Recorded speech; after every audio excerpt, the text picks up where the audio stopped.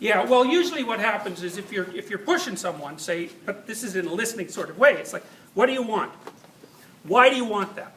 What would be the conditions of your satisfaction? You're pushing them fairly hard to clearly articulate their concerns, and sometimes they're afraid to do that. And if you're trying to hash out an issue, people usually have like 5 routines they can go through. One is they block you with some, cliche, or they say something annoying, and then maybe they got one other verbal trick after that. And then once you push through that, then they cry or they get angry.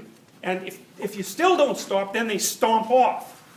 And so if you're going to have a successful conversation about something difficult, you need a routine for each of those. It's like, just because the person's angry doesn't mean the conversation is over. And just because the person cries doesn't necessarily mean that you're a sadist. It's often tears are a trick. They mask anger. So, and what the person is doing in part is they're using their emotions as an exploratory technique to find out how important is this? What happens if I just break down? Will the person shut up? And if the person shuts up, they think, oh, it's not that important. Right? Because they've been able to use a technique. I'm not saying this is conscious. It's deeper than conscious. It's just how people rub up against each other when they're trying to figure out how things are structured. And so if you quit when they get upset, then they think, oh, well, this thing isn't so important that it's worth this much upset. But if you continue, well, then they'll run away. Well, one of the things you have to do if you're in any kind of relationship is you've got to make a rule, which is you can leave, but you've got to come back. Like, we're not done with this. You can't run off.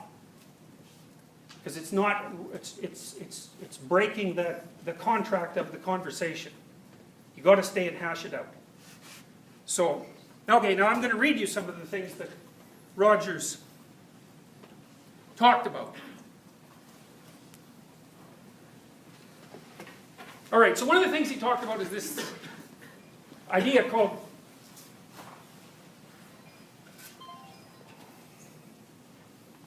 unconditional positive regard. Now, I don't think that's a very good phrase. Because unconditional positive regard is one of those things that can be turned into a new age cliche in 2 seconds. It's like, well, no matter what you do, I'll love you. It's like, no. There are lots of things you could do that's just not going to garner a lot of love. So unconditional positive regard, it's not like there's not an idea behind that, because there really is an idea behind that. But it, like I said, it got all new agey after Rogers formulated it, and it sounds like, well, all you have to do is be consistently positive towards the person, and they'll flourish. It's like, first of all, you're going to have unconditional positive regard for Hitler? It's like, no. And not only that, you have a responsibility not to have unconditional positive regard for yourself or for other people. Because what you're trying to do is to make things better, and so that means that the things that make things worse are bad, right? If there's better, there's got to be worse. And if you're in favor of better, then you have to be not in favor of worse. So I'm going to untangle unconditional positive regard a bit. And like I said, I think Rogers used his word choice wasn't very good. Here's a different way of thinking about it. So if you're in a relationship with someone, and this can even be a very short relationship. It can be the sort of relationship you have when you go to talk to someone in a store. Like I said, if you get sophisticated about it. But let's assume it's a longer-term relationship. You have to decide if you're going to have that person's best interests in mind when you have the conversation. You've got to have that as sort of the top value in your value hierarchy. The reason we're talking is because I want things to be better. Not better for me. Maybe better for me too, but the better for me is a subordinate part of the better. The reason we're communicating is because we both want things to be better. And then we both aren't absolutely sure what it would mean for things to be better. We've got to exchange information until we figure that out. And neither of us are sure about how we're going to get there, and so we have to exchange information until we figure out how to get there. And that's the initial axiomatic precondition for a true conversation, and that's unconditional positive regard. It's like, I regard the person I'm talking with as someone who could transform in a positive direction, and who's willing to attempt that, and who will communicate to that end. Even though they might screw up, and there's going to be things in the way, and the sorts of things that the psychoanalysts talked about as resistance, and then they're going to regard me the same way. And, you know, I'm also going to make mistakes along the way. So, now, Rogers pointed out that in order to communicate with someone in that manner, you had to be willing to put yourself in their shoes, essentially. And he said, you had to comprehend the alternative phenomenal field. So which is, okay, well, I'm here, this is my viewpoint coming out from this place, and now you have a viewpoint, and they're similar enough so that we can communicate about them, but they're different enough so that they're not equivalent, and the differences are actually meaningful. So now I got to sort of pop myself out of my framework, put myself in yours, and figure out where you're coming from.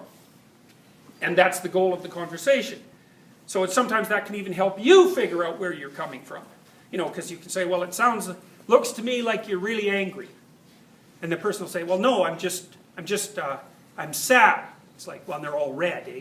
They look like they're going to bite you. And you say, no, it really looks like, I think you might be also a little bit angry. And they'll be angry about you saying that, of course. But it may also be that their emotions are so jumbled together in this sort of chaotic jumble that they don't actually know what it is that they're experiencing. Because it's this terrible, unarticulated, chaotic bodily state that is signaling something but that hasn't been articulated. And so they're kind of a mess. And your careful observation, as long as they trust you, and they should trust you if they know that you have their best interest, whatever that is, in mind, or at least that you're trying that, then they can trust you.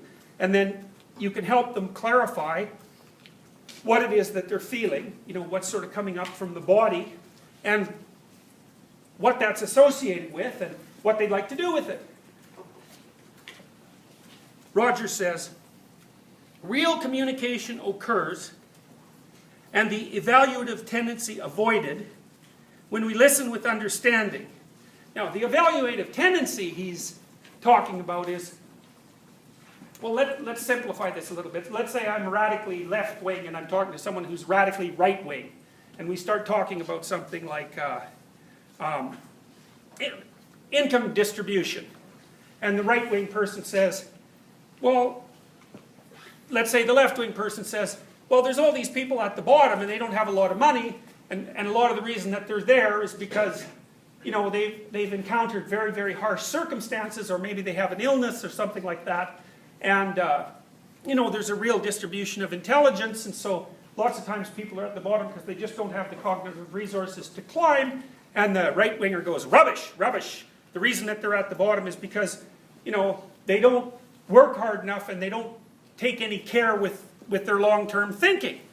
And so the left-winger says, well, that's just prejudice, and the right-winger says, well, you're just a bleeding heart liberal, and poof, that's the end of the conversation. And that's the evaluative tendency. It's like, you just come away the same as you were when you entered the conversation. There's been no exchange of information whatsoever. All there's been is a hardening of prejudice, and you can walk away feeling morally superior because, you know, you demonstrated what a scumrat your opponent is and how morally upright you are. Well, that's the evaluative tendency. That's not a conversation that's going to lead to progress. If anything, it's going to lead to like increased feelings of prideful arrogance on your part because you know everything, and on their part too, and like increased polarization.